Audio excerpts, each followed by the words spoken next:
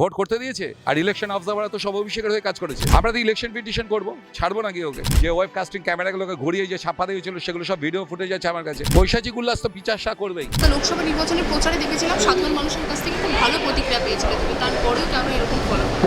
সেটা অভিষেক ব্যানার্জি আর ইলেকশনে যারা দায়িত্বে ছিলেন সে অবজারভারদের জিজ্ঞেস করুন। মানে ভোট করতে দিয়েছে আর ইলেকশন অবজারভার তো সব অভিষেকের হয়ে কাজ করেছে। 7 লক্ষ ভোটের লিডে তিনি জিতেছেন, মানে কি? ও 10 লক্ষ ভোটে যে পুরোটাই পায়নি, এটাই তো আশ্চর্যের বিষয়। ও তো পুরোটা পাওয়া উচিত ছিল। একটা হিন্দু গ্রামগুলোতে আমি পাচ্ছি 0, ও পাচ্ছে 980-82 ভোট। তবে এটা কোত্থেকে? কি ধরনের দুর্নীতি হচ্ছে, মানে কি পদক্ষেপ নেবেন পরে? আমরা তো ইলেকশন পিটিশন করবো, ছাড়বো নাকি ওকে? চলবে। সমস্ত তথ্য প্রমাণ যে ওয়েব কাস্টিং ক্যামেরাগুলোকে ঘুরিয়ে যে ছাপা দিয়েছিল সেগুলো সব ভিডিও ফুটেজ আছে আমার কাছে। এবং তারপর যে আমাকে ফলতাতে আটকে ছিল এই কারণে তো আমি একের পর এক বুথে ঢুকে যে ভিডিওগুলো তুলেছিলাম, তো ওইগুলো নিয়ে এভিডেন্স তো আছে প্রচুর।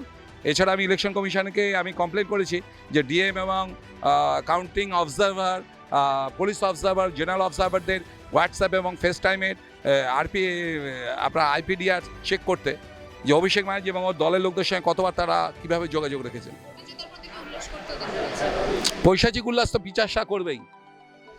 মানে এর পরে কি মনে হচ্ছে যে উনি যে এখন তো আবার বিরোধীতে রয়েছেন, যে ওর আবার বিরোধী কি? আবার শয়তানেরা কোনোদিন ঘুমায় না, এটা জেনে রাখবে।